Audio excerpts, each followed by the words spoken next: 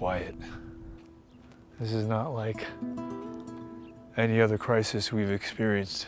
At this point, COVID has taken the lives of tens of thousands of Americans, with many, many more likely to perish.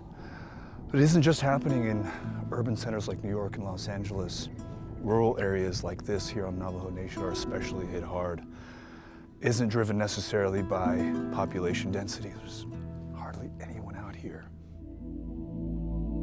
The Navajo Nation, home to over 170,000 people, is roughly the size of West Virginia and runs across 3 states in the Southwest. Despite its relatively low population density, as of early May 2020, the region has a higher coronavirus death rate than that in 46 states. The Tuba City Regional Healthcare Corporation serves an area of over 6,000 square miles, and with a shortage in nursing and specialized medical staff, the most critical patients must be airlifted to hospitals outside of the reservation.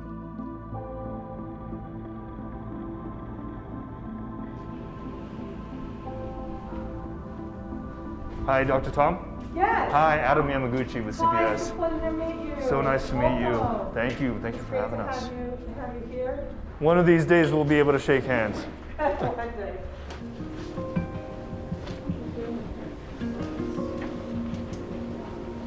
This is our ambulance entrance into urgent care. It is urgent care, but lately it feels like an ER. Dr. Michelle Tom grew up in Navajo Nation. She recently relocated to this urgent care clinic, an outpatient facility that transfers cases requiring 24-hour care. Out of an abundance of caution, we were only allowed in before patients arrived for the day.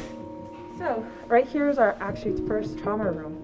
But because everything's going on, we've had to another additional one this side as best as we can with our limited supply. So where's your car? And this one right here. Ah, okay. Here you go. You probably have to live out of your car, right? Yeah. Oh, wow. Yeah, so with the help of my brother, I kind of compiled my own set of PPE. This one's a full one with the head and the boots. Okay. So that was a great find. I felt like I had the jackpot on that one. You've amassed this all on your own.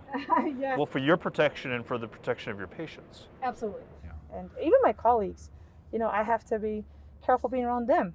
If one physician's down, one nurse is down, that's longer waits, less care for our patients. You and the people that rely on you cannot afford to go down. No. In any indigenous reservation, there is a shortage of physicians. So we have to do everything we can just to stay healthy. Winslow Indian Healthcare Center is one of 5 private nonprofit hospitals serving the Navajo Nation. But it faces staffing and personal protection equipment shortages other COVID-19 epicenters have also experienced. In general, it's hard to staff rural areas. And now we're having to try to find these professionals of nurses and doctors because they're pulled everywhere now across the country. So, you know, we don't have a lot of funding to lure some very experienced doctors and nurses and medical staff. We just don't. By and large, what would you say the baseline health of the Navajo people is?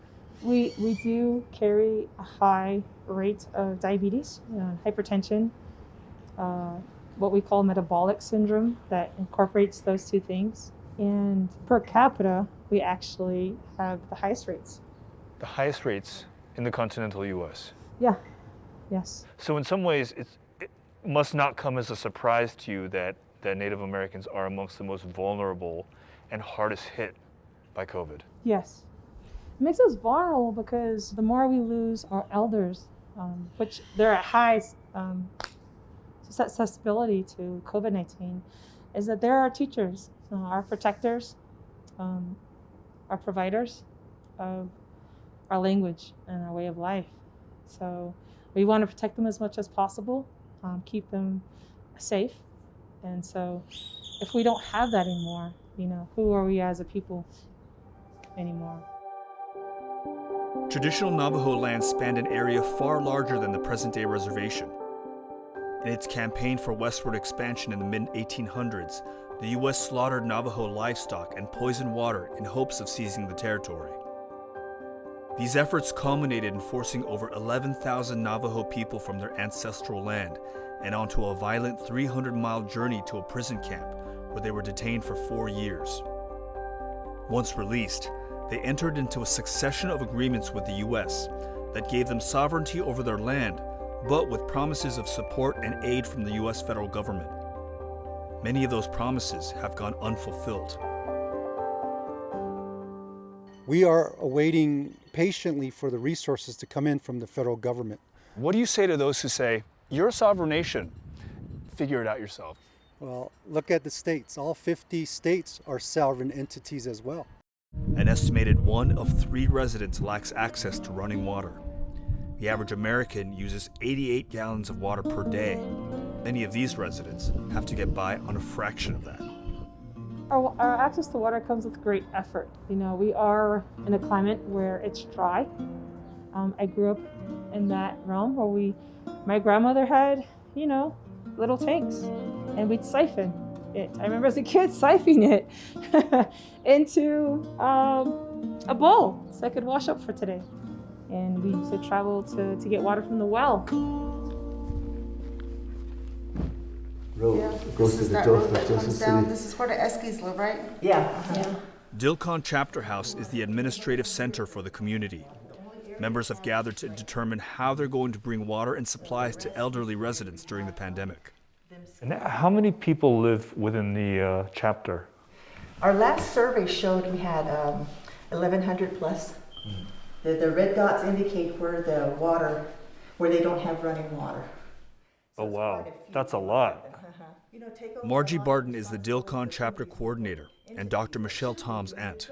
So if people come all the way out here to pick up water, how often are they having to do this? I noticed that some families, the more people in the household, they come every week. And the ones that are maybe 2, 3, they come on a maybe 2-week basis. But they fill their tank. Some of them have like 2,100 gallon tanks. Some of them have the 1,500 cisterns that's in there. But the ones that don't have any type of system like that and depend mainly on their barrels, they come on a regular basis. Wow. Okay. So the lack of a truck that's got to hit people pretty hard, Definitely. especially now.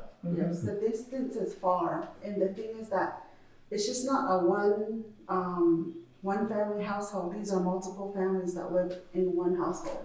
So we have a listing of all the elders that live in this Dilkon area, and we have other community health workers that are on the phone even now as we're speaking, calling all these individuals and asking them if they have enough firewood, if they have enough water, food, pellets for heating, whatever that they need, propane, PPE, if they need water hauling, Cough syrup, whatever canned that food. they need is what we're compiling a list on. And based on that, they purchase the items and we go back out and we deliver them.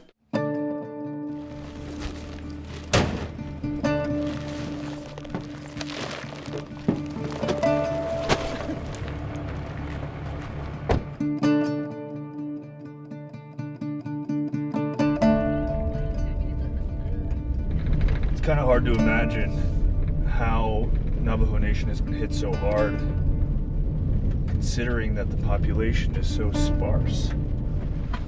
Much of the population far, far off the main highway. We've been on this dirt path for like an hour. Came upon this. It's functioning well. We're told that a good chunk of the population here, they don't have running water in their homes. They've got to come out here and pump their water. Some of the most vulnerable residents aren't able to make the drive to the nearest store. The matriarch of this family, whose grandmother experienced the deportation and resettlement of Navajo here, is 114 years old. They have water in that 350-gallon water barrel, and then also the water barrels. So they haul water that's for like to take a shower, for potable, to clean the house, wash your hands and stuff like that. Then we deliver water to them every week.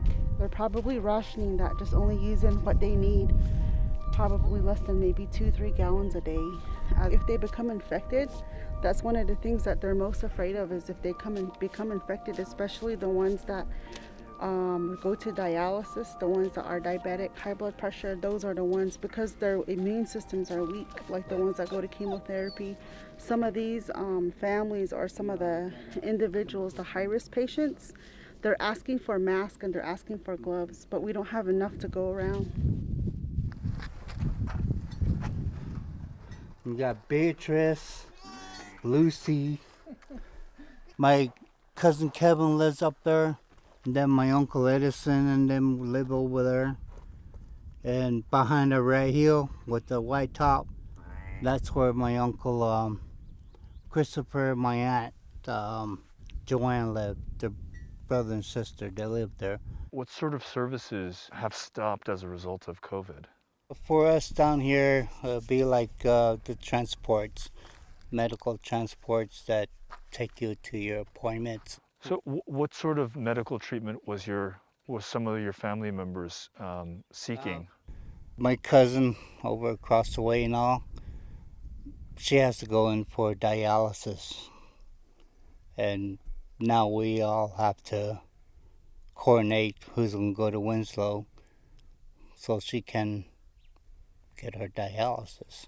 I'm surprised, because I would think that, transport for people who are seeking dialysis treatment would be kind of an essential service to keep providing during this time, but you're having to do it yourself. Yeah, down here in the valley we do.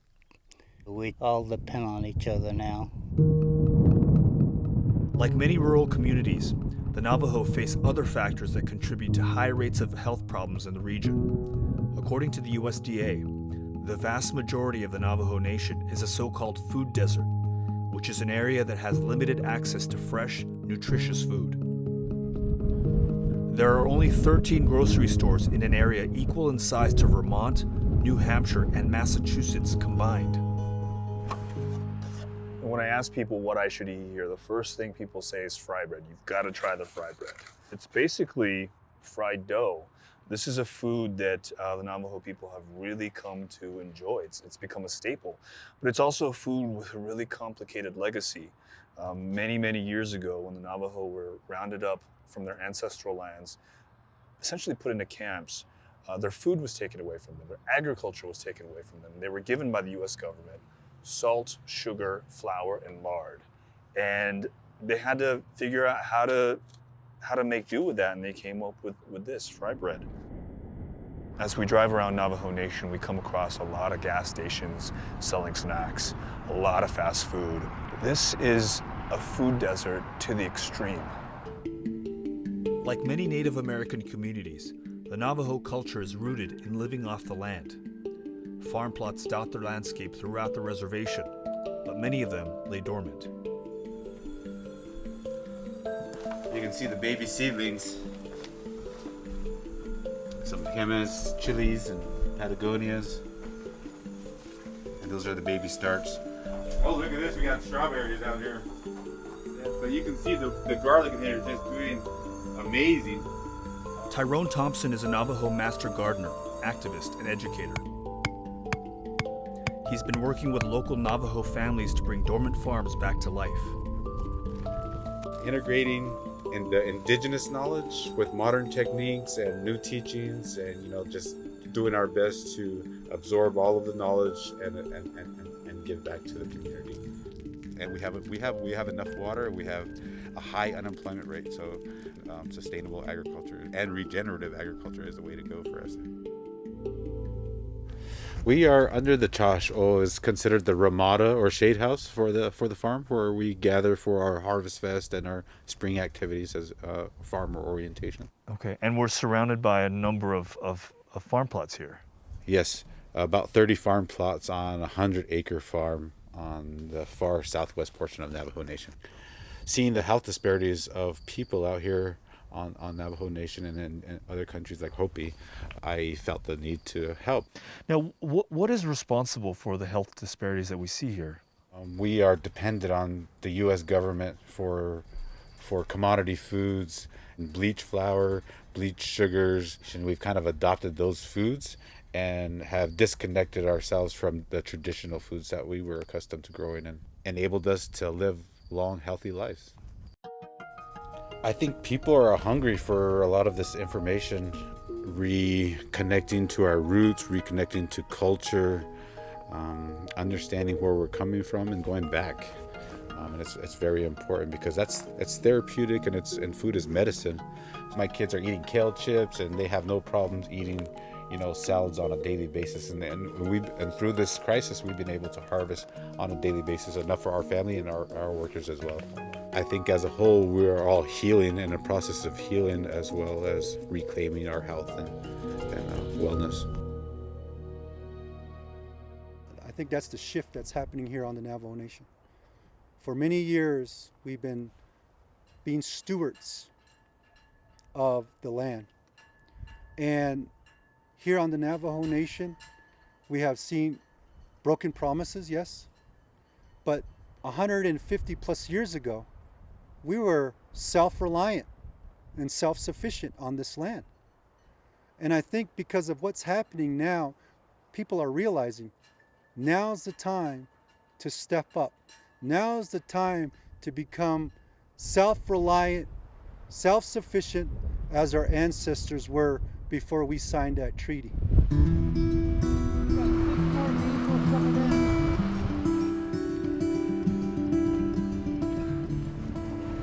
All right, guys. You guys be safe out there, huh? God bless. Navajo Nation President Jonathan Nez reached out to the federal government requesting preemptive aid weeks before the first COVID-19 case was diagnosed on Navajo Nation, but assistance never arrived. Now, grassroots movements are stepping in and helping communities across the nation, from installing hand washing stations, fundraising, to food drives. Despite the fact that this is a very small town, the turnout has been pretty impressive. I'd say there are probably about upwards of 100 or so cars, 100 families that have turned up for boxes of either free supplies or free food. We're not going to feel sorry for ourselves because there's no federal resources coming down. It is up to us to take care of ourselves, and that's sovereignty at the highest level. Congratulations, guys. Good job. I'm so proud of you all. You guys did awesome. You guys be blessed many times for helping your citizens here. We overcame, like I said, through these tough times. We went through the long walk. We came back into our 4 mountains, right? And we're still here. No matter what happens through this pandemic, right? We're gonna still be here. No matter what those guys say, they say, all these tribes are gonna get wiped out. I was like, heck no, not us. We're overcomers, we're strong. So let's pray, let's close in prayer. I was gonna say hold hands, but 6 feet, I don't know. All right, let's pray. We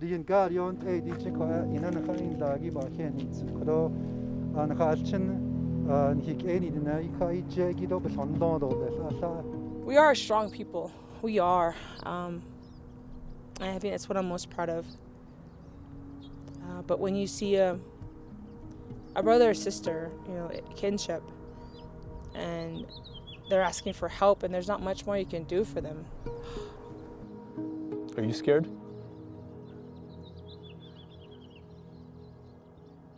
I wouldn't be human if I said I wasn't. You scared for you? I think I'm scared for, of course, for me, but it's bigger than me. I'm scared for our languages, our culture, our people. And I know it's happening all around the world. I get that. I understand that. My time is limited on this earth. It is. But our language and our cultures can continue to live forever as long as our people are Navajo people. And I think that's what scares me the most. And I think that's why I do what I do. Did your parents tell you that they're proud of you? They do. And I had seen my mom for the first time in person for 3.5 weeks now. Wow. Our deal was you're gonna stay in the truck. So first time in 3.5 weeks that you Yeah. saw your mom. Yeah. Is that heavy? What'd she say to you?